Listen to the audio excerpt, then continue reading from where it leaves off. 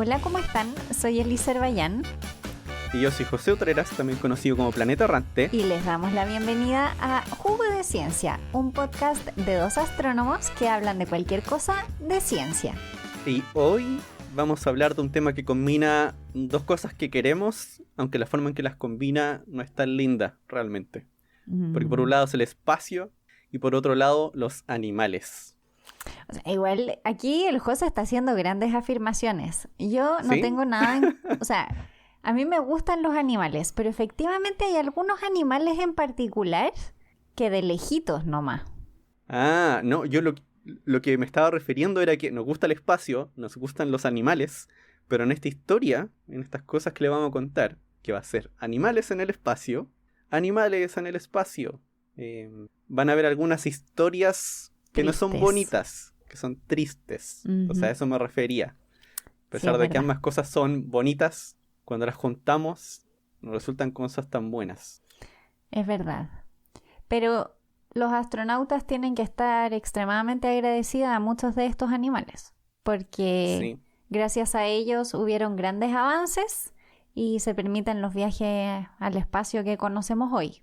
claro, porque hoy damos por hecho que los animales, incluyéndonos, podemos funcionar bien en el espacio, Ujú. pero en cierto momento de la historia no teníamos idea qué era lo que podía pasar. Qué era lo que podía pasar con el cuerpo humano, con el cuerpo de un animal, yendo al espacio o yendo a una altura muy alta, siquiera. Claro.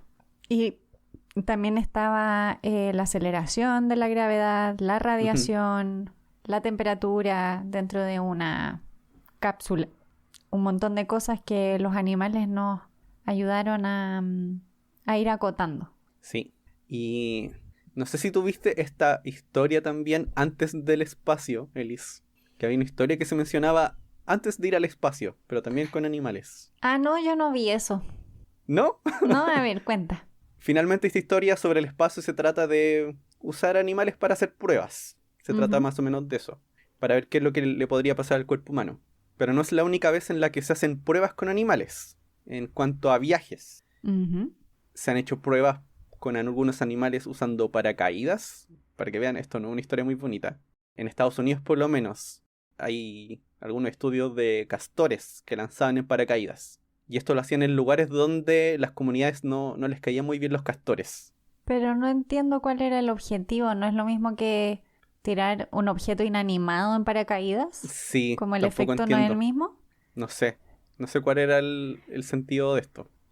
Sí, no me gustó tu historia. Ya, Como pues se lo que voy a... no entiendo. ¿Lo sacamos? ¿Lo sacamos? No, no la sacamos, pero como que no entiendo los pobres castores. Sí, Que no entiendo. sí, tampoco entiendo realmente. Pero aquí una historia que, bueno, uno también puede decir que no tiene sentido de esa misma manera, tiene que ver con el primer viaje en globo. Ujú. Porque dos hermanos franceses, Joseph Michel Montgolfier y su hermano Jacques Etienne, Ujú. en 1783 crearon un globo. Y habían hecho una prueba donde había mostrado que el globo volaba, pero luego tenían que mostrar una prueba de que llevase alguna carga. Ujú. Y esa prueba se realizó en el Palacio de Versalles junto al rey Luis XVI. Ya. El mismo que les habíamos contado la historia de Sophie Germain, Sí. el de la Revolución. Y en esta prueba, en el globo pusieron un gallo, un pato y una oveja. En vez de poner un saco de papa. Sí, en vez de poner un saco de papa. Aunque el rey lo que quería poner era dos criminales en el globo. Ay, Dios mío. Sí, no sé. Afortunadamente los recuperaron, sanos y salvos, a los tres animales. A lo mejor esa era la premisa, que su invento era tan seguro que podías poner seres vivos arriba. Claro, Pero igual, a lo que voy es que si la pregunta realmente es ¿puedes llevar carga? Pon carga, no pongas seres vivos. por una carga, sí. Pero es que aquí la pregunta era si es que los seres vivos que no volaban podían estar a mucha altura y no tener un efecto secundario de estar muy alto. Ah, y por eso tenía un pato y una oveja. Uno que volaba y uno que no. O sea, el gallo y la oveja. Claro. Eso, gallo y oveja. Y el pato que volaba, sí. Bueno, también hay que pensar que son razonamientos de otra época y con otro conocimiento. También eso ayuda a veces a entender las conclusiones a las que llegaban. Lo de los Claro. castores no lo tengo claro, pero Tampoco. Sí, este puede tener un poco más sentido de que podrían pensar que el pato podría haber estado acondicionado a un condiciones ambiente atmosféricas altas o lo que que uno no fuera. conoce, sí. Ya, pero Claro. ahora sí vamos Al a lo que espacio nos compete hoy día, al espacio. exterior. Sí, al espacio exterior. Y así para empezar, ¿dónde empieza el espacio exterior? ¿Dónde comienza? El espacio exterior comienza más o menos a 100 kilómetros sobre la superficie de la Tierra. Ya. Aprox. Hay Ah, algunas definiciones, pero como 100 kilómetros. sí. ¿Y quiénes fueron los primeros en llegar al espacio? ¿Los o las? Las. Perdón. Las primeras en llegar al espacio. Las primeras fueron las moscas de la fruta. Moscas. Moscas. Claro, yo también primero pensé, moscas. ¿Por qué moscas? Pero las moscas son pequeñitas. Entonces es más fácil construir como un receptáculo donde llevarlas. Y de todas formas no viajaban solitas, viajaban con semillas de maíz. Ah, Había una conexión con la agricultura, de alguna manera. Y todo esto fue el 20 de febrero de 1947. ¿y esto qué país lo lanzó? Esto fue Estados Unidos. Ujú. Después de la Segunda Guerra, habían retirado algunos misiles de Alemania y habían unos misiles que se llamaban V2 y entonces estaban experimentando con ellos. Entonces lo que hicieron fue adaptar uno de esos misiles V2 y ponerle una cápsula con estas moscas y las semillas de maíz arriba. Y hay que entender que en aquella época no teníamos mucha idea de cómo podría afectar ni la radiación, ni la aceleración, ni nada a algún tipo de ser vivo. Entonces era muy importante poder hacer esta prueba. Y básicamente era ir y volver. Acá no estamos ni siquiera hablando ni de orbitar la Tierra ni nada. Era como subir y bajar. Y bajar. Y ver qué pasaba. Esa Claro. era como la idea. Y el misil fue lanzado desde Nuevo México, desde un sitio que se llama White Sands Missile Range. Y se demoró el misil 3 minutos y 10 segundos en llegar a una altura como de 108 kilómetros, que es un poquito más que el límite del espacio exterior. Así que logró subir lo suficiente, no mucho más. Y después bajaba con un paracaídas de vuelta a la Así Tierra. que recuperaron las mosquitas. Recuperaron las mosquitas. Sí. Aquí una cosa que me llamaba la atención, por lo menos leyendo de otro estudio de moscas, es que se menciona el parecido genético o de algunos genes entre las moscas y los humanos. Sí. Sobre todo el sistema inmune.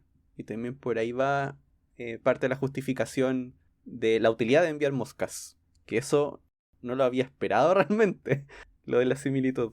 Claro, hay que pensar que estaban intentando hacer estudios sobre la radiación en el espacio exterior y entonces el estudio tenía que ver realmente con la genética de los animales que mandaran. Entonces, las moscas era lo más cercano, pequeño y que el estudio fuera lo suficientemente cercano que se podía mandar en aquel momento. Claro, porque después hacen un cambio de animales en Estados Unidos y comienzan a enviar primates. Claro, ahí se pegaron un salto más o menos igual. Sí, Como en tamaño y todo, hay que entender también que la dificultad de poner moscas en un recipiente no es lo mismo que mandar primates al espacio, la dificultad es diferente. sí, es muy diferente. Y de hecho, por lo mismo, las primeras misiones en las cuales lanzaron primates, que varios de estos en un principio eran una especie llamada macaco rhesus, salieron bastante mal. El primer primate que envió a Estados Unidos fue Albert, un macaco rhesus, que lo lanzaron en 1948 en uno de estos cohetes.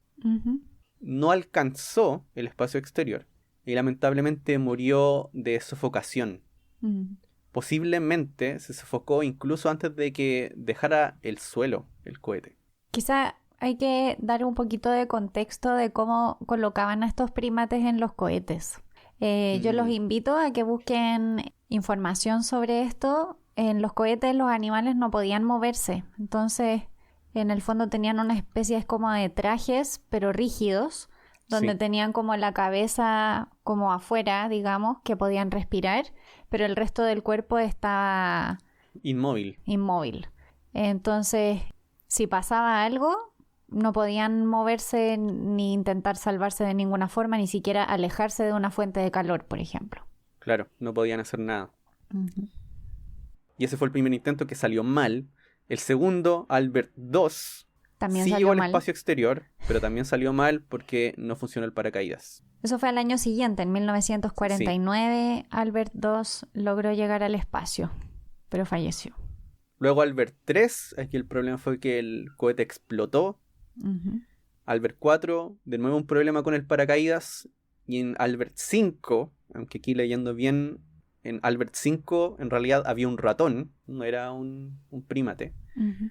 Pero volvieron a tener este problema del paracaídas. Así que tenemos aquí 5 misiones seguidas donde los animales sufrieron, Y fallecieron, claro. fallecieron, sí.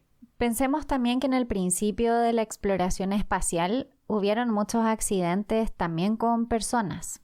Que los cohetes fallaran no era algo tan poco común al principio. Ujú.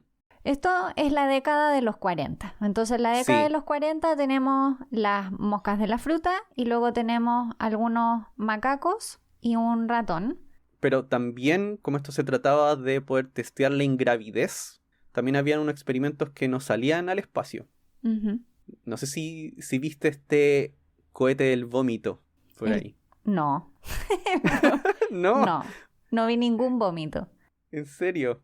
Ah, no, perdón, cometa del vómito, que así lo apodan. Este es un avión que lo que hace es subir y cuando llega a cierta altura se deja caer. Entonces tú cuando estás adentro del avión, como todo va cayendo, da la sensación de ingravidez, de que no hay gravedad. Como ahora también tenemos aviones así para hacer Sí. experimentos. De hecho, la NASA también tiene un avión así y también le apodan el cometa del vómito. Por, por la desorientación, el mareo, las náuseas, así que ya se imaginan qué es lo que pasa dentro del avión. Y dentro de este avión hicieron experimentos con palomas y con gatos. Los gatos, por lo menos, dentro de lo que explican los estudios que hicieron con gatos, lo que querían ver era cómo uno podía reorientarse en el espacio. Porque los gatos cuando caen se pueden reorientar y caer sobre sus patas. Entonces parte del experimento era ver si podían hacer lo mismo cuando había falta de gravedad, si es que podían reorientarse y cuando tocaran el suelo, tocar con las 4 patas al mismo tiempo. Y de hecho incluso hicieron hasta modelos de gatos simulados para poder girar en el espacio y después enseñarle eso a los astronautas. Pero si se lo preguntan, los gatos no podían y hay algunos de esos videos en YouTube. Estaba pensando como, ¿por qué podrían? Si estás totalmente desorientado, Sí, claro, no sabes dónde está el suelo No, al po. final. No sabes qué es arriba y qué es abajo. ujú. Y esto fue el 49. Esto sería lo último, una de las últimas cosas. Y ahí empezamos con la década de los 50 y los perros de la Unión Soviética. Los perros, sí, claro. Estados Unidos tenía primates, la Unión Soviética tenía perros. Y una cosa curiosa es que los científicos soviéticos pensaban que tenían que elegir perros de la calle, porque eran más resilientes y iban a aguantar mejor lo que les echaran, pobrecitos. No tenían Ujú. suficiente con ser perros de la calle. Entonces recogían perros y les hacían pruebas y veían cuáles creían que iban a aguantar más. Básicamente era eso. Pero no era solo aguantar, no solo como de hacerles cosas terribles, sino también ver cuáles eran los más calmados. Porque efectivamente, para estar sin moverse, necesitaban ser perros más tranquilos. Entonces Sí. ahí iban probando y lo que también encontré terrible es que los iban metiendo en jaulas cada vez más chicas y veían cómo Sí. reaccionaban. Y entonces los que reaccionaban muy mal iban siendo como eliminados del experimento y seguían con los que iban siendo más tranquilos y aguantaban más tiempo en esas jaulas chiquititas, chiquititas. Como para intentar imitar un poco lo que les iba a pasar cuando los pusieran en los cohetes.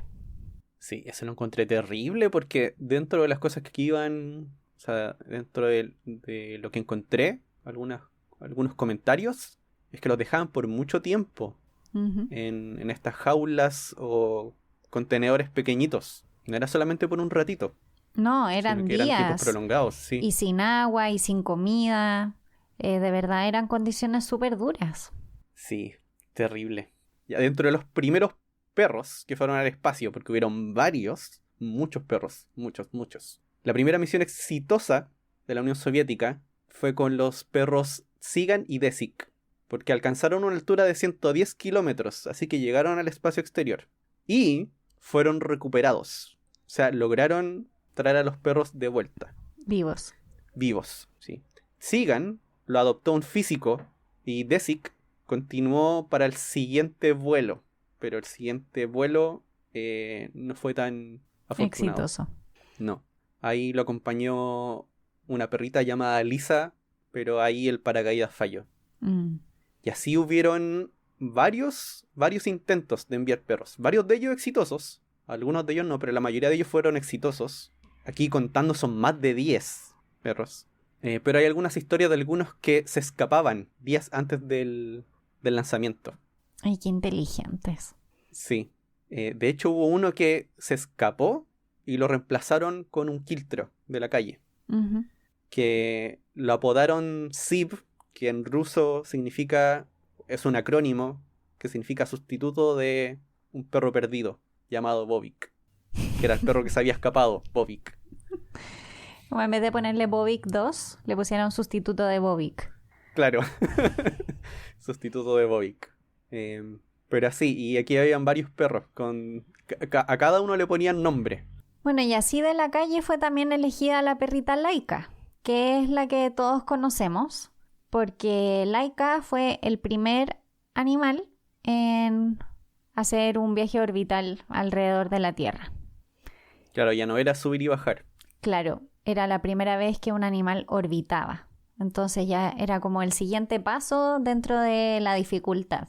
Y fue en una nave Sputnik 2 y esto sucedió el 3 de noviembre de 1957. Ese fue el lanzamiento de la nave. Ahora, Laika tenía todos estos compañeros y en este proceso que estábamos contando fue avanzando porque según el líder de la misión de Laika Uh-huh. era tranquila y encantadora.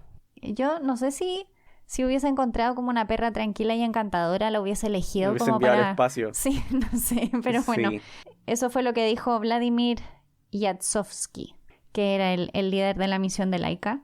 Y claro, como decíamos, tuvo que aguantar varias semanas encerrada en jaulas pequeñas. Los otros dos perros que estaban en aquella época eran Albina y Mushka, que estaban con ella en este procedimiento, pero finalmente Laika fue la seleccionada porque era la más tranquila de los tres.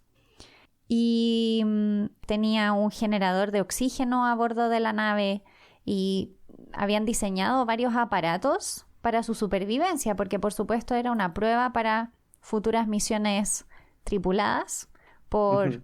humanos. Entonces necesitaban que aguantara el calor. También tenía un ventilador que se activaba cuando hacía mucho calor y tenía suficiente agua y comida para sobrevivir durante 7 días. Eso era como lo que esperaban. Claro, no era tampoco que fuese a volver, era que sobreviviera arriba, porque Sí. era una misión de ida solamente. Y dicen que de hecho la idea era que muriera no accidentalmente o porque le quedara poca comida, sino que la comida tenía como algún tipo de remedio que en el fondo la iba a sacrificar y se iba a dormir. Esa era como... O sea, hoy en día dicen que eso era lo que pasaba. Y si uno lo piensa, tiene como bastante sentido, porque ¿por qué querrías mantenerla viva durante 7 días y que luego se muriera de hambre? Como que no creo que hayan querido como ser más crueles de lo necesario, aunque no sé si existe esa definición, más cruel de lo necesario. Pero Ya, pero finalmente no fue eso lo que pasó. no, No fue así como falleció. lamentablemente las cosas no salieron como ellos esperaban. No, porque la aislación térmica de la nave se perdió o dejó de funcionar bien y la cámara se comenzó a calentar muy rápido. De hecho, luego de 4 órbitas, la cabina ya tenía más de 40 grados Celsius. Uh-huh. Y también se sabe que unas horas después de estar en el espacio, su ritmo cardíaco ya iba 3 veces más rápido de lo que debería ir. Así que estaba muy estresada, muy asustada, tenía mucho calor. Y ya para el tercer día de la misión no había señales de vida de Laika, ninguna señal. Cuando suponía que iba a sobrevivir por 7. Y esto se vino a saber mucho tiempo después porque durante la misión se comunicaba que Laika estaba bien, cuando en realidad ya había fallecido. Y estas fueron cosas que vinieron a decir la gente que estaba en esa misión en los 90. Se transparentaron y dijeron, no, en realidad había muerto antes. Recordemos que todo esto pasó en la Guerra Fría, entonces la información no es como que hubiese fluido como mucho en la época. Sí, de hecho esta misión, la idea era que fuese enviada justo el día del aniversario de la Revolución Bolchevique. En octubre se había lanzado el Sputnik. En octubre de 1957 el Sputnik 1, el primer satélite artificial, y el líder en ese entonces de la Unión Soviética, Nikita Khrushchev, les dijo a los científicos, ya, necesito que envíen de nuevo otro satélite, pero con algo vivo, en 4 semanas más. Entonces, así, a la rápida, hicieron el Sputnik 2, con un módulo donde pudieran poner un animal, que en este caso fue Laika, y claro, en esas condiciones de tiempo, tampoco se les iba a ocurrir una manera de poder traerla de vuelta. Pero todo esto al final era una especie de muestra de poder, de conquistar el espacio. De hecho, aquí hay una cita que encuentro fuerte, que es sobre el hijo del líder de la Unión Soviética, que se llama Sergei, que él cuenta que cuando chico, cuando era niño, le preguntó a su papá sobre Laika y le dijo que él estaba preocupado por la perrita, pero que su papá le dijo que el destino de Laika era poco importante en comparación con la idea de conquistar el espacio. Así que tampoco estaba muy interesado en lo que le pasara a Laika. No. Era todo algo político, finalmente. Sí, la Guerra Fría. Eso era todo. Bueno, finalmente los restos de Laika fueron quemados por la atmósfera, digamos, el 14 de abril de 1958, cuando finalmente el Sputnik 2 volvió a la atmósfera terrestre y del roce de la atmósfera se incendió. Y el Sputnik 2 alcanzó a dar como más de 2.500 órbitas alrededor de la Tierra antes de que esto sucediera. O sea, se mantuvo en órbita como medio año. Y esa es como la triste historia de Laika, que yo creo que todos la conocemos como desde el lado positivo, digamos, como el primer animal que orbitó la Tierra, pero efectivamente es una historia como súper triste. Sí, es muy triste. Y leyendo parte de esta historia, aquí uno se encuentra de que habían organizaciones protestando en contra de esto antes del lanzamiento. Porque sabían que iba a ser una misión de ida sin retorno. Claro, era como derechamente un sacrificio. Sí. Bueno, y después de esto volvemos a los primates, ¿o no? ¿Con Estados Unidos te refieres? Sí. Bueno, antes de primates, entre medio, Estados Unidos también probó con roedores. Por lo menos unas 3 veces lanzar roedores. Fueron 3 misiones, pero ninguna de las 3 salió bien para los roedores. Estas fueron en 1958 y 1959. 3 misiones lanzando roedores. Y en el 58, Estados Unidos lanza a Gordo, un Saimiri. Se llama Gordo. Igual es gracioso porque es un mono ardilla. Los monos ardillas son chiquititos. No sé por qué le decían Gordo.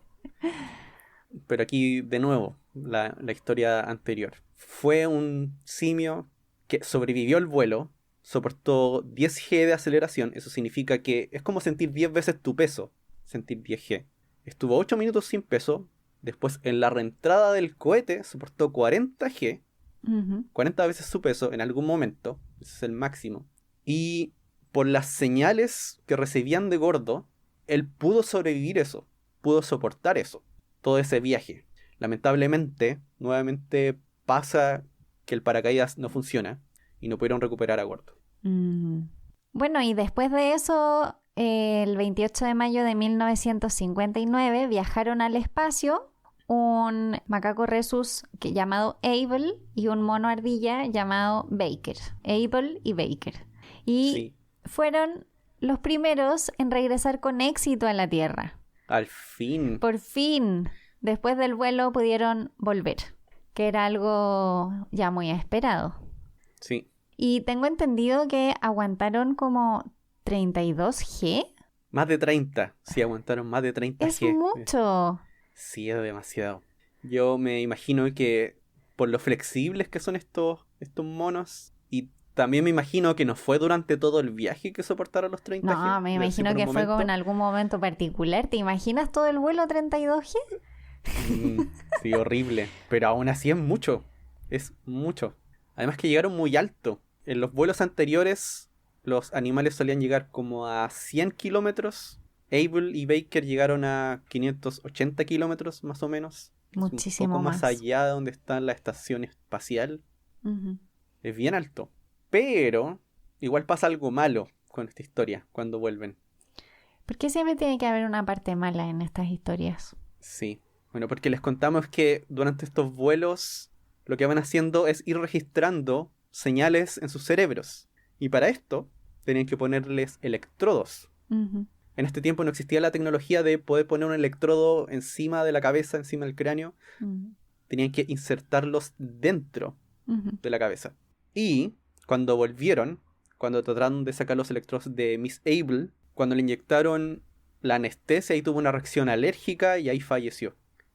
Producto de una infección, de hecho.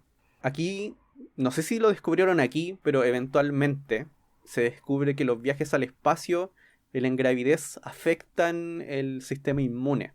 En este caso no creo que haya sido porque el viaje era cortito. Igual parece que ese tipo de experimentación con electrodos y todo como que genera comúnmente infecciones y cosas de ese estilo, así que probablemente tenía más que ver con eso que con la Sí, ingravidez. sí. Y por otro lado, Miss Baker, que no sé si viste esto, Elise, se convirtió en una celebridad luego de volver. ¿Se hizo famosa? Se hizo famosa, porque al fin había un animal que había vuelto con vida, entonces se hizo famosa, ¿Y la qué llevaban a ganó? programas de televisión. No puedo decir si ganó algo, porque lo único que hizo fue hacerse visible. No sé si un animal en realidad quiere hacerse visible. Yo creo que un animal quiere vivir tranquilo nomás. Claro, podría haber ganado vivir tranquila y que la dejaran en paz. Pero eventualmente se va a un lugar que se llama el Space and Rocket Center, que es Ujú. donde termina viviendo. Y ahí la va a visitar gente de todo el mundo, en especial niños de Ujú. colegios. Y me encontré por internet, por ejemplo, con cartas que le escribían los niños, de que la encontraban muy linda. No sé, aquí había una niña que se llama Cala Peebles. En su carta dice, cuando te vi, casi me vuelvo loca. Eres muy bonita y no podía parar de verte. Eso le escribió en la carta a Miss Baker. Ah. Fue tanto lo mediática que se volvió que hubo un momento en el que pusieron una invitación a un matrimonio de Miss Baker con otro simio en el Space and Rocket Center. Hicieron una boda. No sé si Como que esto... me parecía más tierno lo de las cartas. Lo de la Sí, boda no lo entiendo sí, mucho. tampoco. Pero para que veas, y le pusieron hasta un vestido. Lo bueno de la historia, eso sí, fue que Miss Baker lo rompió. Ah, Eso es bien algo ahí. bueno de la historia, sí. Pero ella pudo vivir después más o menos tranquila. No sé si la exposición era muy buena para un animal, realmente. Bueno, igual también, otra época, ¿no? Estamos Ujú. hablando del año 59. Creo que hoy en día tenemos una visión un poco diferente de los animales que viven como en exposición, como en zoológicos y cosas así. En aquella época había otra percepción de eso. O al menos esa sensación me da a mí. Creo que Ujú, sí, hoy pensamos más como en animales que se han recogido y que están rehabilitándose y cosas de ese estilo, no tanto... Bueno, supongo que hay de todo, pero esa sensación me da, que en los años 59 ujú, deben haber pensado que era genial que estuviese ahí en exposición permanente. claro. Al menos ella sobrevivió, aunque Abel no lo logró, pero por lo menos Baker sobrevivió y por lo menos no participó en más experimentos. Eso creo que es algo bueno. Sí, eso es bueno. Y José, ¿mandaron los estadounidenses más primates al espacio? Lo que enviarían después, el 59, serían Ujú. ranas y ratones. Trataron de enviar Mm. ranas y ratones, pero aquí de nuevo volvieron a tener mala suerte. ¿Y alguna idea de por qué ranas en particular? Mm, no lo tengo claro realmente. Yo sé que hubo unos experimentos en los cuales querían ver cómo saltaban las ranas, pero en este caso particular no lo sé. Mm. Con los anfibios, por lo menos, los anfibios son un buen experimento porque puedes ver cómo crecen, desde que son renacuajos y cómo se van formando, cómo se van desarrollando, aunque aquí no tengo claro si esas ranas estaban desarrollándose o eran ranas grandes. Claro. Y también ese mismo año, el 59, la Unión Soviética envió a 2 perros junto a un conejo, el primer conejo que fue al espacio. Igual, ¿sabes qué? Me da como risa porque cuando empecé a leer sobre esto, sentí que era un poco azaroso como los animales que utilizan. Sí, un poco raro, que van cambiando entre medio. Y de hecho en el 60, aquí ya pasamos a la siguiente década, en el 60 la Unión Soviética manda a 2 perros, 2 perritas, porque de hecho mandan perritas los soviéticos, y aquí mandan a Belka y Estrelka, junto a un conejo, 42 ratones, 2 ratas, moscas, plantas y hongos. Pero ese cohete ya era harto más grande. Sí, ahora ya es un contenedor bien grandecito, donde van hartos animales, como un arca de Noé. Eso te iba a decir, el arca de Noé. Sí, en el espacio. Y los recuperaron a todos con vida, a todos estos animales. Uh-huh. Y la parte de la historia interesante aquí es que Strelka tuvo cachorros. Y dentro de estos cachorros hay una que se llama Puchinka, que Nikita Khrushchev, el líder de la Unión Soviética, se lo dio como regalo a Caroline Kennedy. Y luego Puchinka también tuvo perritos. Así que hay una descendencia de perritos espaciales. Sí. Es como un asentamiento soviético en Estados Unidos. Perruno. Lo es. Unos espías perrunos. Claro. Ahí yo me imagino también que, no sé cuál habrá sido el sentido del regalo, si lo habrán recibido bien, pero cuidaron muy bien a Puchinka. Y ese mismo año también hubo otro lanzamiento de Rusia con perritos y varios animales, pero aquí tuvieron un problema con el cohete cuando estaba entrando, comenzó a salirse de control y lo destruyeron de manera intencional. Claro, hay que pensar que si se te sale de control puedes generar un accidente gigantesco. Uh-huh. Que tienes que hacer algo al respecto. Qué pena. Sí. Y con esta pena, no sé si habrá sido la mejor idea realmente, pero con esta pena nos vamos a una pausa para después continuar. Sí, vamos a una pausa y volvemos.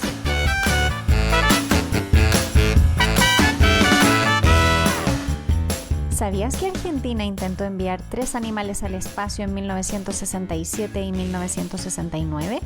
Se trataron de un monocaí llamado Juan, de un ratón llamado Belisario y de una rata llamada Dalila. Lamentablemente, ninguno de ellos logró superar la barrera de los 100 kilómetros, por lo que no llegaron al espacio exterior.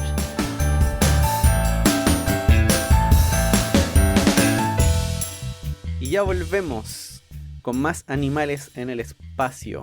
¿Qué historia nos vas a contar, Elis? Voy a contar la historia de un chimpancé llamado Ham. Y Ham formaba parte del programa espacial Mercury, que estaba liderado por Estados Unidos. Uh-huh. Y el 31 de enero de 1961 se convirtió en el primer chimpancé en ser lanzado al espacio en una cápsula Mercury. Una de las cosas más importantes de esta misión era saber si en las condiciones del espacio se podían realizar tareas simples, porque efectivamente cuando hubiesen astronautas en el espacio tenían que ser capaces de controlar ciertas cosas. Uh-huh. Y eso era lo que se quería intentar hacer con Ham. Esta misión fue súper importante porque fue la misión que finalmente demostró que podíamos mandar seres humanos al espacio y que iban a ser capaces de realizar actividades mientras estuvieran ahí, que van a estar totalmente conscientes. Ya sabíamos que la radiación los iba a afectar mínimamente, ya habíamos logrado cosas de las barreras de temperatura en los cohetes, ya habían... Uh-huh. Los sistemas de oxígeno funcionaban, habíamos logrado muchas cosas y faltaba esta cosa como de la reacción, digamos, mental de poder actuar. Claro, fue Ham quien fue entrenado para poder mover palancas. Uh-huh. El problema, eso sí, fue la manera de entrenarlo. Cuando movía las palancas en tierra, le daban recompensas en alimento, pero cuando fallaba, le daban shocks eléctricos. Uh-huh. O también, una de las cosas que contaban que por lo menos alguien que tuvo ahí acceso y que pudo ver cómo se entrenaba Ham, también decía que cuando en los tests no respondía bien, en las pruebas no respondía bien, también lo inmovilizaban, poniéndole cosas en el cuello, en el torso. Entonces, la parte del entrenamiento no fue muy bonita. Por lo general, ninguna de estas partes de entrenamiento es bonita.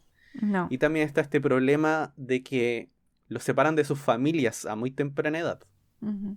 Cuando están chiquititos, los separan y los exponen a este entrenamiento duro para luego lanzarlos al espacio. Bueno, al menos Ham pudo volver. Ham retornó a la Tierra con éxito y vivió durante 25 años. Falleció en 1983 y fue enterrado en el Museo de Historia Espacial de Alamogordo, Nuevo México. Y los huesos, porque no podían dejarlo tranquilo, y sus huesos fueron llevados al Museo Nacional de Salud y Medicina de Washington, D.C. Ah, ya. Me imagino que los deben haber analizado. Me imagino, no sé. Yo supongo que sí. Al final, estos animales en realidad son un experimento en vida. O sea, son un experimento siempre. Así que, bueno, ahí cuando falleció enterraron como sus restos, pero los huesos no. Y los huesos fueron llevados a la ciudad de Washington. Bueno, y algo muy importante es que efectivamente Ham viaja en 1961 y en 1961 se lanzó el primer astronauta soviético al espacio. Yuri Gagarin es lanzado el 12... Es lanzado. O sea, Yuri Gagarin dentro de un cohete es lanzado. Igual es lanzado, sí. El 12 de abril de 1961. Y también fue el lanzamiento del primer astronauta estadounidense, Alan Shepard, el 5 de mayo de 1961. Sí, así, hablando de todo esto, de animales y de Ham, que podía manejar palancas mientras estaba volando. Claro, los primeros humanos que se lanzaron al espacio también iban de esa manera. Iban quietos, inmovilizados, y subían y bajaban. Y también eran un experimento. Sí. De hecho, Yuri Gagarin dijo que no sabía si era el primer humano en el espacio o el último perro en el espacio. Claro, debe haber sido, o sea, bueno, todos sabemos que los entrenamientos de astronauta son súper duros, pero en la época debe haber sido mucho peor, porque las condiciones en las que los lanzaban eran mucho peores y el riesgo era consecuente con eso. Así que debe haber sido impactante estar además así sin poder moverte. Complicado. Sí. El estrés del viaje inmóvil. Y esperando a que todo salga bien. Sí. Bueno, después de Ham, en Estados Unidos también se mandó otro chimpancé, satisfactoriamente, a bordo de una de estas cápsulas o cohetes Mercury, que fue Enos. Enos no es el chimpancé del planeta de los simios. ¿En serio? No sé. Porque él es el primer chimpancé. Sí, Enos es el primer chimpancé en orbitar la Tierra. Bueno, no sé, pero también el planeta de los simios también tiene algunas como de estas cosas metidas un poco, ¿no? Como un chimpancé que viaja al espacio y se vuelve súper inteligente su prole. Claro, tal vez alguien tenía miedo de que eso pasara. Segurísimo que sí. Sí. Y después viene una historia muy diferente. Ya enviamos chimpancés, monos ardillas, perros, conejos, que ahí hay un animal nuevo. Dijiste ranas también. Ranas también, ¿cierto? Ahora venimos al mundo de los gatos. Porque José mencionó los gatos, pero en estos aviones de gravedad cero. Es Francia la nación que envía al espacio, uy, estoy con esta cuestión de lanzar, que envía al espacio al primer y único gato al espacio, cuyo nombre era Felicette. Y esto sucede... Era una gatita. Y sucede el 18 de octubre de 1963. Y al igual que algunos de los monos que mencionó José, tenía electrodos implantados en su cabeza para saber cómo reaccionaba su cerebro cuando estaba en gravedad cero. Este era un experimento un poco diferente. Logra alcanzar una altitud como de 160 kilómetros y después de un vuelo de unos 15 minutos en total, logra volver a la Tierra con vida. Pero lamentablemente el plan no era que sobreviviera más allá de eso, sino que la durmieron para hacerle una autopsia y poder estudiar su cerebro y ver si había habido como algo que había afectado esa falta de gravedad. Claro, volvió bien, pero hicieron una eutanasia cuando llegó a la Tierra. Sí. Fue unos 2 meses después de llegar. Unas cosas que leí sobre Felicette era que fue parte de un grupo de 14 gatas que estaban entrenadas para el vuelo y le eligieron a ella, pero ninguna de las gatas tenía nombre. De hecho, cuando lanzaron a Felicette al espacio, no tenía nombre, tenía un código que correspondía al número de la gata. Y decían que no querían darle nombre para no encariñarse con la gata. Y fue luego del lanzamiento, cuando esto se volvió más mediático y se volvió famosa, que le dieron un nombre, que fue Felicette. Y al principio me llamó la atención de ¿por qué gatos? ¿Por qué cambiar el tipo de animal que estaban enviando? Y era porque en Francia estaban haciendo ya estudios antes de eso con gatos. Claro, era como una continuación de los estudios, pero en el espacio. Sí. Y esta historia, yo cuando la leí me dio mucha pena. Mucha pena. ¿Por qué? ¿Qué pasó en esa historia? Son 2 perros, Veterok y Ugoliok, que fueron los animales que estuvieron 22 días en órbita. 22 días. Imagínate, 22 días inmóvil en el espacio. Y aquí viene la gran pregunta. Si están 22 días en el espacio y sobrevivieron al viaje, ¿cómo comen? ¿Y cómo van al baño? Y uno puede buscar imágenes de ellos. Y lo que hicieron fue hacerles unas cirugías para poder alimentarlos directamente al estómago. Así que tenían un hoyo en la guata. ¡Qué horror! Sí. Y también les pusieron un catéter a cada perro. Y también a cada uno les cortaron la cola. ¿Por qué les cortaron la cola? ¿Qué tiene que ver la cola? Porque cuando la movían, algo hacían dentro de la cámara. Ah, ya. Dentro de la cámara en las cuales estaban encerrados. Ahora, ¿qué pasó? Cuando volvieron estos 2 perritos, Veterok y Ugoliok, estaban todos felices. Esto es algunas cosas que cuentan. Gente que trabajaba ahí, en ese lugar.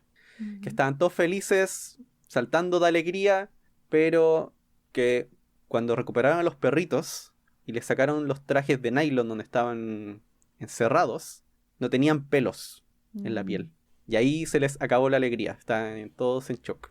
Afortunadamente se recuperaron bastante rápido. Y luego le hicieron la cirugía para revertir lo que habían hecho antes. Vivieron como perritos normales por varios años. Bueno, algo es algo. Sí, algo es algo. Pero la parte previa al viaje y el viaje... ¡Oh, qué experiencia tan horrible!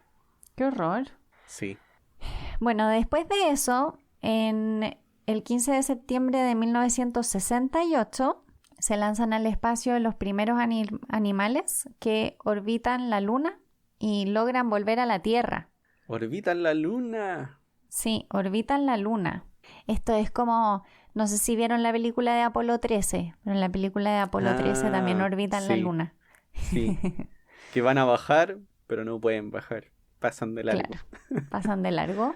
Y tienen problemas en el viaje. Bueno, este caso no era diferente al de Apolo 13. No era el mismo tipo de problema, pero lamentablemente hubieron problemas. Y era un poco también un arca de Noé, parecido a lo que había mencionado José anteriormente. Había un poco de todo. Era una cápsula en el cohete Sonde 5 y habían moscas de la fruta, gusanos, plantas, semillas... y 2 tortugas. ¿Por qué tortugas? 2 tortugas. ¿Tú sabes por qué eran tortugas? Yo no sé por qué eran tortugas. No sé por qué eran tortugas. Yo tampoco sé. Pero también había un maniquí. ¿Qué? Que tenía sensores de radiación. Entonces había como una especie de figura humana acompañando al arca de Noé. Cosas. Qué raro. Cosas de la época. Cosas de la época. Pero lamentablemente... tuvieron un problema y la localización dejó de funcionar y entonces cuando la cápsula reentró en la atmósfera terrestre hizo la entrada muy rápida y por supuesto la temperatura subió muchísimo y fueron condiciones más extremas de lo esperado. Ah, Y las pobres tortugas sobrevivieron, pero como que perdieron 10% de su masa, así como qué, debe haber sido a las pobres tortugas qué un viaje súper, estresante. súper traumático y estresante, sí. Pero sobrevivieron Wow. las tortuguitas. Fueron a ver la luna y volvieron. Menos mal sobrevivieron. Uy, wow. Bajaron mucho de peso. Sí, La dieta de la luna. la dieta del calor de andar en un cohete y volver a la Tierra. Sí. Es como, no sé si han visto estas personas que se ponen estos como pantalones de plástico como para bajar de peso Para en sudar agua. harto. Claro. Sí.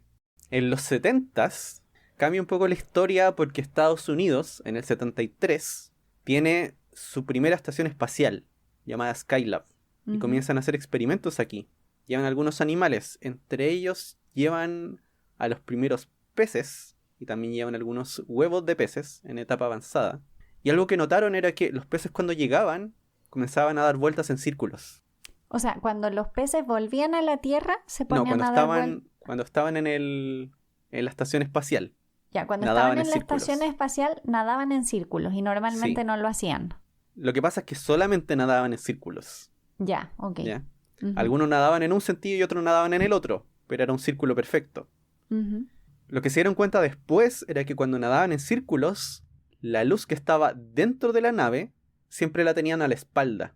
Entonces, a partir de este experimento, se dieron cuenta que los peces no solo usaban la gravedad para orientarse, sino que también usaban la luz. Pero ya al cabo de unos 22 días comenzaron a nadar de forma normal, de un lado para otro y no solamente en círculo.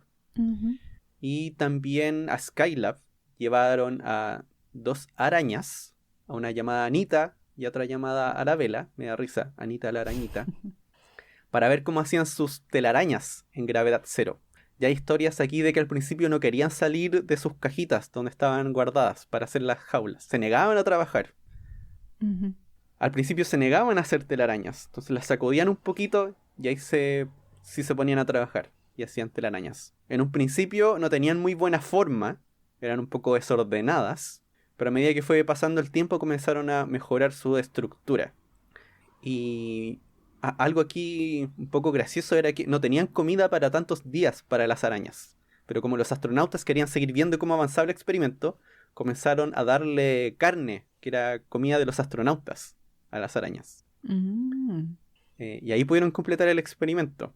Y dentro de las cosas que encontraban era que la tela de las telarañas era más delgada, una vez que ya se habían acostumbrado a hacer la telaraña en el espacio. Entonces con eso pudieron darse cuenta de que las arañas también usan la gravedad para saber qué tan gruesa tiene que ser la telaraña para que no se rompa. Y aquí se acostumbraron a este mundo sin gravedad. ¿Te imaginas que se hubiesen escapado las arañas en la estación espacial? Que se hubiesen escapado Sí. haciendo telarañas por dentro de la estación. No sé, es que me imagino como que igual no debe ser algo tan simple, o sea, tan inofensivo, digamos. Claro, y que se Dando puedan meter en vueltas. cualquier parte. Sí. Tienes razón, no lo había pensado. Pero por lo general todos estos animales o bichos, insectos, le llaman en estos como peceras. Ujú. Ya, pero la gente tiene de esas peceras en su casa también y también se les escapan. ¿Verdad? Cierto. Y aquí hubo entre medio otra historia que la encontré muy curiosa, de Estados Unidos y de la Unión Soviética. En los 70 y en los 80 incursionaron con pájaros. La Unión Soviética envió codornices japonesas, que aquí la gracia de las codornices japonesas es que son pajaritos chicos con huevos chicos, Ujú. y el contenido nutricional de los pájaros o la cantidad de proteína en relación al peso era bastante alta. Entonces lo que habían pensado en un principio es, ya aquí tenemos comida para el espacio. Podríamos llevar huevos y que eclosionen en el espacio y criar a los pajaritos y que crezcan y después, no sé, después poder alimentar a astronautas con eso. Entonces comenzaron a hacer experimentos. Y aquí habían algunos problemas, algunas cosas que se comenzaban a dar cuenta.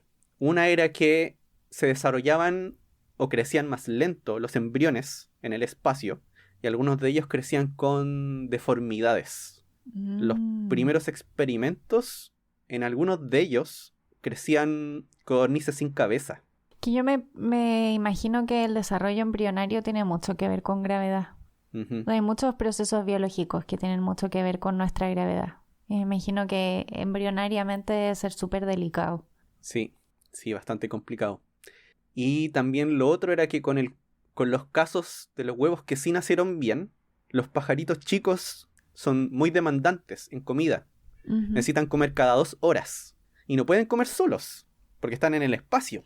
Claro, necesitan a su mamá. Sí, así que cada 2 horas un astronauta, en este caso un cosmonauta, tenía que ir y alimentar en su mano a cada pajarito.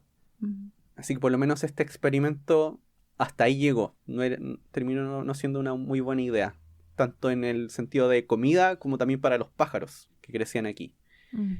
Y por los 80, en Estados Unidos comienzan a hacer algo parecido con pájaros, pero en este caso con gallinas. Que me imagino que era la meta. No quieres como No, sí tenemos granjas de codornices, pero tenemos granjas mucho más grandes de pollos. Claro, granjas de pollo. Pero no sé realmente cuál habrá sido el objetivo, porque esto es uno de los experimentos propuestos por estudiantes de escuelas. Que estas son algunas cosas que hizo la NASA. Sí. Que estudiantes propusieron experimentos y ellos los llevaban a cabo. Elegían el mejor y los llevaban a cabo.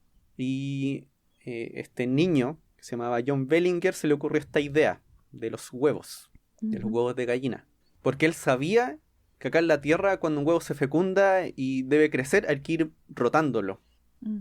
En sentido de la gravedad. O sea, que le llegue la gravedad de un lado y después del otro. Entonces, pensaba que tal vez eso iba a cambiar si es que uno llevaba un huevo al espacio. Y acá lo que me llamó la atención era que la NASA presenta un proyecto a una compañía para que financie el experimento. Y adivina qué compañía le presenta el experimento para que lo financie. No sé, ¿Nestlé? No, pues son pollos. Kentucky Fried Chicken. Sí. Justamente. Kentucky Fried Chicken. Y de hecho creció un pollo en el espacio. ¿Y creció bien? Sí. Uno de ellos creció bien y le llamaron Kentucky y después lo mandaron de vuelta. Mandaron el pajarito de vuelta, que se llamaba Kentucky. Bueno, y dentro del mismo contexto que recién mencionó José, de los experimentos que la NASA llevaba, que eran proyectos diseñados por escolares, hay un proyecto de un liceo chileno. Ese proyecto, que es conocido comúnmente, es el nombre que yo siempre he escuchado, es como Chinitas en el Espacio. Pero el título del proyecto era Metodología para el estudio del comportamiento de Coccinellidae en el ambiente de ingravidez, o sea, de chinitas en el espacio. Y todo esto empezó en el año 1995, que un astronauta de origen costarricense llamado Franklin Chang Díaz vino a Chile para un seminario organizado por el Departamento de Política Especial del Ministerio de Relaciones Exteriores. Y parece que en ese seminario que hubo una presentación del Liceo número 1, Javiera Carrera. Y hicieron una presentación que se titula Aplicaciones tecnológicas satelitales en el proceso educativo. Y el astronauta quedó impactado y parece que hicieron conexión. No sé si ya sabían de antes o si aprendieron a través de él que podían presentar proyectos a la NASA y que si los proyectos eran buenos podían llevarse a cabo. Entonces empezaron a trabajar, estuvieron 4 años trabajando. La profesora del colegio, que se llamaba Ivonne Martínez, y un conjunto de alumnas llamadas Karen Jaramillo, Carolina Soto, Maritza Hernández, Natalia Castillo, Natalia Ojeda, Elisa Bedrapo y Cecilia Vivallo. Parece que hay más nombres, pero estos son los que tengo. Estuvieron trabajando en este proyecto y la idea era pensar en los futuros viajes espaciales y cómo podían aportar a esos viajes espaciales desde Chile. Y algo que en Chile tenemos es agricultura. Y pensaron que había que mantener a la gente que viviera en el espacio y había que mantener alimentación en invernaderos. Y en los invernaderos, igual que fuera de los invernaderos, hay plagas. Y una de esas plagas son los pulgones. Y una solución para los pulgones natural son las chinitas. ¿En serio? Las chinitas se comen a los pulgones. Ah. Entonces es un control biológico, es una forma de combatir una plaga sin necesidad de utilizar pesticidas. Y entonces pensaron en, ya, eso sucede en la Tierra. Las chinitas se comen los pulgones. ¿Sucederá lo mismo con microgravedad? Porque efectivamente hemos visto en lo que llevamos de episodio que no es lo mismo. Miren las codornices. Entonces empezaron a estudiar las chinitas, el comportamiento, los hábitos, cómo se desarrollaban, cómo se reproducían, cómo reaccionaban a las temperaturas y todo. Y finalmente el proyecto fue seleccionado y el año 1999 el experimento viajó a bordo del orbitador Columbia y se llevó a cabo y las chinitas viajaron al espacio. Oh. Así que además creo que me encantan las chinitas y creo que es un lindo proyecto porque junta un poco lo que sabemos nosotros, nuestro conocimiento local y las necesidades que se van a tener en los viajes del futuro, y la alimentación es muy importante. Y hay que pensar que yo mencioné algunos nombres, pero este proyecto se demoró 4 años entre que se encontraron con el astronauta y que lo llevaron a cabo. Entonces, 4 años para un escolar es mucho tiempo. Sí. Esas personas del equipo deben haber cambiado bastante y probablemente los nombres que yo mencioné son el último equipo que estuvo a cargo del experimento. Así que llevamos chinitas al espacio. ¡Wow! Chinitas de Chile. Para otros países las chinitas se llaman mariquitas. Por ejemplo, en España se les dice mariquitas, no se les dice chinitas. Sí. Ah, yo pensaba que esas eran las más grandes. Tal vez tienen otro nombre. Y yo me confundía. Yo vine a escuchar la palabra chinita cuando llegaste acá. Cuando llegué acá. Una chinita. Pero me gusta el nombre, es bonito. Sí, bueno, claro, en la película Bichos se llama Mariquita. Tienen razón.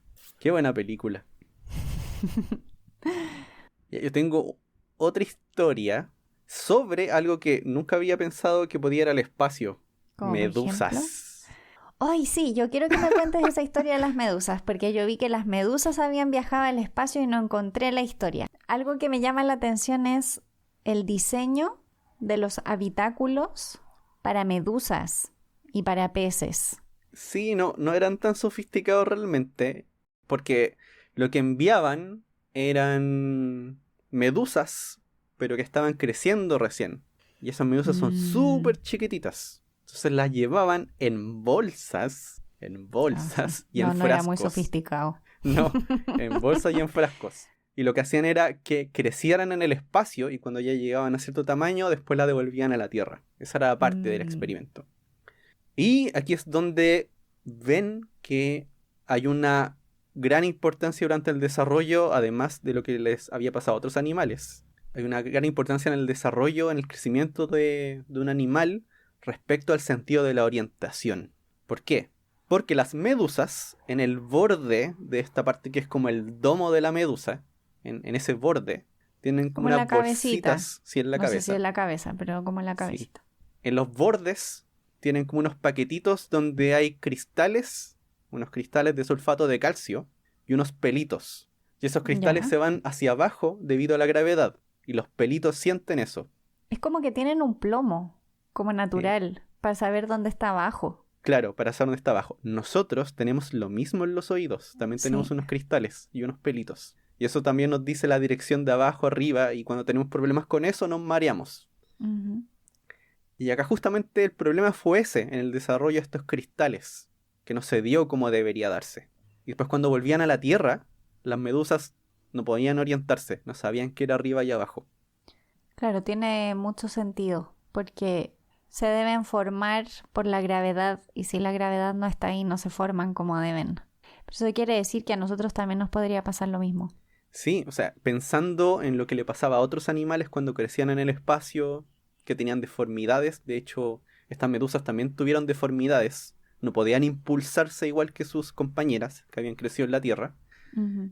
Nosotros podríamos tener todos esos problemas si naciéramos en el espacio. Entonces, todos estos experimentos sugieren que no es una buena idea que nazca un humano en un lugar sin gravedad. Reproducirse en el espacio, mala idea. Sí. Al menos que tengas una manera de tener un ambiente con una gravedad súper grande. Porque, de hecho, un experimento con eso, con moscas, de nuevo. Mm. Pero esto fue el 2014. Este fue un estudio liderado por Deborah Kimbrell, de la Universidad de California, donde lo que hacían era exponer a moscas, a dos tipos de moscas, unas que iban al espacio y otras que habían estado sometidas a un campo con supergravedad, ¿ya? Aquí le llaman hipergravedad, Ujú. que es que las hacen rotar muy rápido, entonces sienten más aceleración. Ujú. Y a ambos grupos de moscas los exponen a hongos y a Escherichia coli. Ambos grupos de moscas responden bien a la Escherichia coli, pero las moscas que estuvieron en el espacio no tenían una buena respuesta inmune ante los hongos. Eran mucho más débiles, no los podían combatir bien. Entonces también ahí había un efecto en el sistema inmune por la gravedad. Cuando estaba sujeto a mayor gravedad, tu sistema inmune funcionaba mucho mejor, por lo menos para combatir los hongos, en el caso de las moscas. Qué interesante. Sí. Bueno, Así si que se preguntan para qué mandamos animales al espacio, es para todas estas cosas. Sí, porque imagínense, no sé si llega a pasar realmente, pero un viaje fuera del sistema solar, eso serían años. Sí.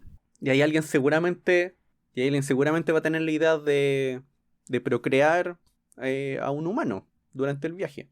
No creo que sea raro, realmente, si el viaje es muy largo. Sí. O sea, de hecho yo creo que para los viajes a Marte ya va a ser un problema, probablemente. Porque son 8 meses de ida, 8 meses de vuelta, más el tiempo que estén allá. Estás hablando de periodos prolongados y si bien... Claro.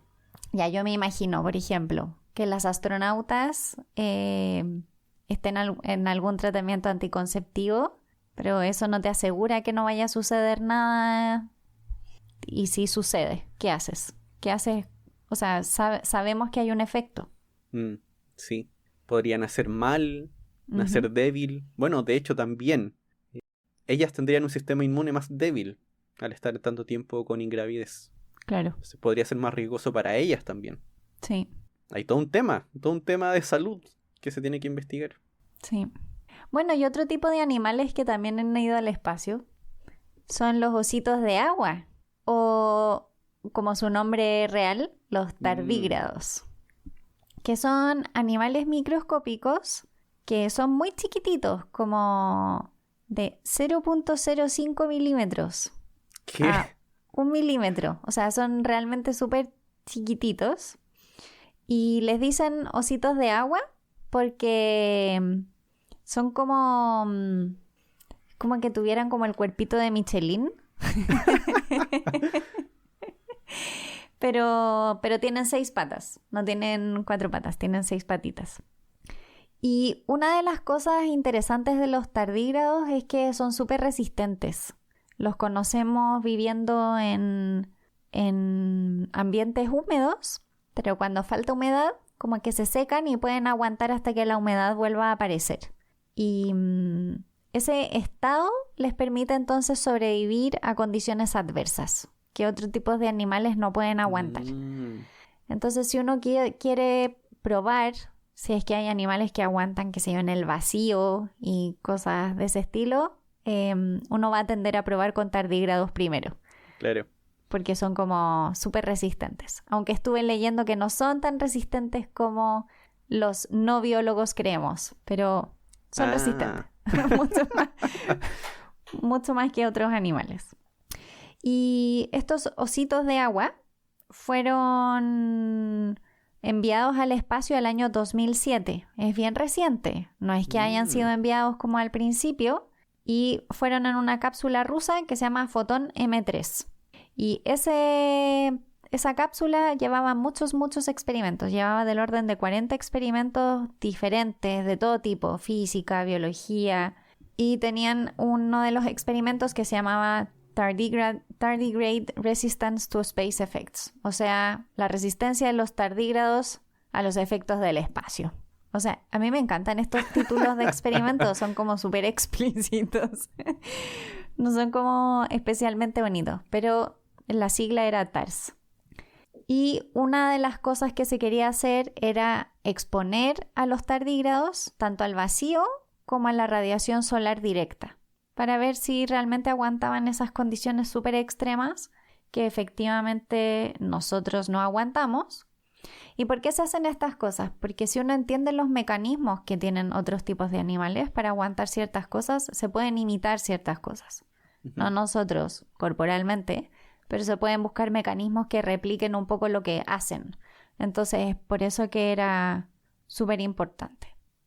Ahora, algunos de ellos fueron llevados en este estado como de adormecimiento y otros eran llevados en su estado normal. Y la idea también era ver si había alguna diferencia entre que estuviesen en ese estado de adormecimiento donde tienden a aguantar más y su estado normal en estas condiciones. Y la verdad es que los resultados no fueron tan positivos. José tiene las cifras, yo creo. Sí, que estuvieron expuestos 10 días y un 68% pudo después volver sano y salvo. Porque los contaron en la Tierra. Entonces igual tengo un poco... No sé muy bien cómo lo hicieron. Los expusieron como en alguna cápsula afuera. José, yo me imagino que tienen que haberlos metido en algo. No van a haber abierto la compuerta. Si salgan tardígrados al espacio. Piérdanse. Tienes razón. Sí. Claro, después cuando llegaron a la Tierra vieron que quedaban 68% los que habían en un principio. Pero 10 días... en el espacio exterior, así sin nada. Igual son súper resistentes. Sí, es mucho. Mucha resistencia. Y bueno, en 2019 como que hubo un pequeño accidente. Había una misión israelí para alunizar y esta misión tenía como una especie de cápsula del tiempo para dejar en la luna. Y la cápsula del tiempo, entre las cosas que incluía tardígrados. Y la misión chocó contra la superficie de la luna. Ay. Y ahora la gran pregunta es, ¿habrán tardígrados en la luna? ¿Estarán vivos? ¿O no? Claro. Es algo que no sabemos. Según lo que leí, la probabilidad de que estén vivos es muy baja. Porque primero hubo un choque con altas temperaturas. Y además no hay agua y efectivamente son de ambientes húmedos y a lo mejor pueden algunos haber sobrevivido en ese estado de adormecimiento, de criptobiosis que se llama, pero eventualmente, o sea, no pueden sobrevivir así como indefinidamente. En algún momento tienen que volver a su estado. Entonces, pero tampoco yo tengo claro cuánto tiempo es eso. Y no sé si aguantarían un choque. No creo que hayamos hecho nunca un experimento de si aguantan un choque. No, sería raro hacer un experimento así. Quizá ya hay seres vivos en la luna. Mira, quizá los tardígrados están ahí tranquilitos. Y hay una última cosa que quiero contar. Dale. Ya, la última cosa que quiero contar es que en el año 2007... una cucaracha que se llamaba Hope fue como el primer ser vivo en el espacio en procrear y tuvo 33 cucarachitas en un satélite Foton M. Y como que me dio risa porque cuando leí la historia era como científicos rusos celebran que la cucaracha tuvo cucarachas. Y yo dije como, ¿en qué otra circunstancia veríamos un titular celebrando a una cucaracha teniendo cucarachas? Como que no se me ocurren muchas otras instancias. Tampoco se me ocurre. Pero hemos tenido todo tipo de animales en el espacio. Hemos tenido ranas, tortugas, medusas, peces, cucarachas, arañas, moscas de la fruta, chimpancés, macacos, perros, gatos. Gatos, sí. Conejos, ratones, ratas. Codornices. Medusas. Gallina. Gallina, sí. ¿Qué más nos falta? Seguro No que se sé. nos olvida algo de lo que dijimos. Ahí hubieron hasta salamandras también. Y esta es una parte. Han habido muchos otros animales en el espacio, muchos insectos, muchos gusanos de seda han habido en el espacio, Sí, también otros mandaban tipos de bacterias. gusanos. Ujú. Mandaban Bacterias bacterias infectadas también. con viruses para ver cómo Así que respondían. la experimentación sigue para cosas diferentes. Al principio todos esos accidentes iniciales que les contábamos tenían más que ver con la supervivencia en una nave espacial, en un cohete. Y ahora son cosas para avanzar en la supervivencia Del viaje espacial. del viaje espacial, Ujú. justamente. Claro, el viaje espacial prolongado o el hecho de vivir en la estación espacial también. Hay Sí, gente que vive ahí años. con lo bien que se está acá. Sí, yo no aguantaría. El otro día vi una imagen, un dibujo, que decía yo abriendo la ventana para tomar aire. Y después la otra viñeta salía los astronautas de la estación espacial mirándome. Así como una cara de ¿qué estás haciendo? Y Sí, ahí estaba po. pensando, no puedes tomar aire, po. No puedes tomar aire. Tienes que respirar lo que hay ahí nomás. Sí, exactamente eso es lo que tienes que hacer. No, no, gracias. Prefiero estar acá abajo. Bueno, si no fuera por todo esto, no podríamos contarles este tipo de historias. A mí me pareció súper interesante entender la evolución de toda esta experimentación y Ujú. cómo hoy en día seguimos de alguna forma experimentando en animales, pero de otra manera. Es otro fin y entonces las cosas suceden de otra manera. Sí. Aunque también está el tema de la ética. De la ética de usar animales para estos experimentos. De hecho, por ahí había encontrado una encuesta que se hizo el año 2013 en un diario en Gran Bretaña, donde Mm, preguntaban a la gente si estaba de acuerdo o si creía que había que usar animales en el espacio para hacer experimentos. Y un 79% decía que no. mm. Así que también ahí hay otro tema. Pero ahí la pregunta sería, ¿de qué otra forma podríamos hacerlo? Yo no soy experto en biología, así que no sé realmente si hay alguna otra manera de hacer ese tipo de experimentos, siendo de que en realidad no tienes datos de ningún animal que haya, o de muchos animales que hayan estado expuestos por mucho tiempo al espacio exterior, o a la ingravidez, en realidad, a la ingravidez y la radiación. Así que es un tema complejo. Que todo esto es un experimento en sí mismo, con la diferencia que los astronautas que van al espacio lo hacen dando su consentimiento. Claro, Entonces, ellos por tienen el supuesto, claro, es diferente, no van contra su voluntad. claro. Pero creo que es un poco lo mismo que cualquier tipo de experimentación con animales. O sea, la discusión es la misma. El tema es que a lo mejor uno piensa para desarrollar una vacuna, por ejemplo, es realmente el impacto en la civilización es mayor que ir al espacio. Pero eso es relativo. Siempre van a haber argumentos en los dos sentidos, pero efectivamente creo que hay que minimizar todo lo que se pueda Ujú. el tipo, o sea, hay cosas que no son necesarias de hacer. Pero Sí, siempre van a haber científicos que van a defender su experimento y yo los entiendo, pero yo creo que la discusión bioética es súper importante. Y también por eso probablemente hay cosas que ya no se están haciendo, que ujú. antiguamente se hacían y ya no se hacen. O sea, no es lo mismo llevar chinitas al espacio que ponerle electrodos a un gato y llevarlo al espacio. Sí, Son cosas, es diferente. sí, bastante diferente.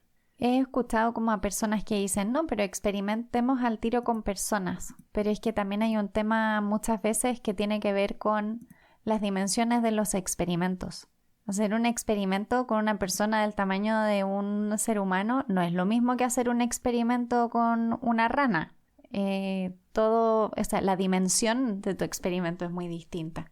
Claro, por Ujú. ejemplo, hay algunos experimentos que son para ver si la regeneración o la curación de heridas es más rápida o más lenta en el espacio. Y para eso han ocupado a reptiles o anfibios que pueden regenerar sus extremidades, que se sabe que se regeneran rápido.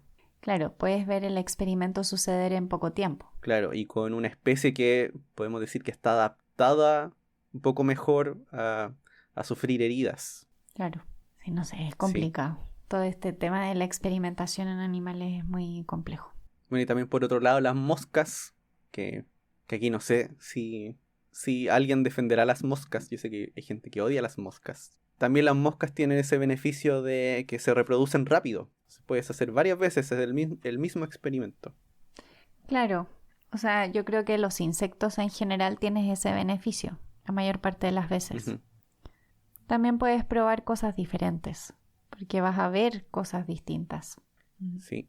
Bueno, no somos expertos en bioética. No, para nada. Pero sí es un tema importante a tener en cuenta. Antes de despedirnos, les quería contar que nos han llegado algunos mensajes de personas preguntando por charlas. Por si es que damos charlas. ¡Wow! Sí, aún no lo hemos discutido. Me estoy enterando ahora. Sí, y también dado el tiempo que tenemos ahora, es un poco complicado. Pero yo les quería dar un dato y quería dejarlo aquí dentro del podcast. Uh-huh. Que nosotros somos miembros de la Fundación Chilena de Astronomía. Bueno, yo soy miembro, la Alice es mucho más, realmente. Sí, la Alice es la directora de la fundación. Una directora. Una de las directoras, cierto. Una de las directoras de la Fundación Chilena de Astronomía. Pero, si a veces quieren contactar a astrónomos, astrónomas, sé que son de colegios o de instituciones, pueden ir ahí y consultar. Porque hay varias personas en esa fundación. La Fundación Chilena de Astronomía es una fundación que se dedica a la divulgación de la ciencia, la astronomía en particular. Y tenemos hartos colaboradores. Entonces eso nos permite poder cubrir muchas necesidades, porque ahora, como dijo José, nosotros estamos un poco colapsados, pero lo bueno es que estar en un grupo grande de personas permite que si nosotros no podemos, otras personas generalmente pueden y viceversa. Entonces, si quieren contactarse con la fundación, pueden ir a www.fuchas.cl y somos La Fuchas en Instagram y nos pueden encontrar como Fundación Chilena de Astronomía en Twitter. Y ahí se pueden contactar con nosotros y pueden contarnos si es que necesitan una charla para su colegio o quieren hacer algún proyecto con sus alumnos, o si tienen alguna duda de astronomía también pueden, además de escribirnos a nosotros, también pueden escribir a la fundación a través de las redes sociales. Y ahí se nos transmiten los mensajes para que podamos contestar. Sí, ahí nos llega a todos. Y aprovechamos esta instancia para recordarles que ahora nos pueden ayudar en Patreon, a Jugo de Ciencia, la fundación, a Jugo de Ciencia. Y así nos pueden ayudar a que nuestro podcast siga y que sea cada día mejor. Y para eso pueden ir a patreon.com/Jugo de Ciencia. Y recuerden también que si quieren ponerse en contacto con nosotros directamente, pueden seguirnos en redes sociales. Somos Jugo de Ciencia en Twitter, Instagram y Facebook. O también nos pueden mandar un correo a jugodeciencia@gmail.com. Esperamos que este episodio animalístico, espacial, les haya gustado mucho y nos vemos en el próximo. ¡Chao! ¡Chao!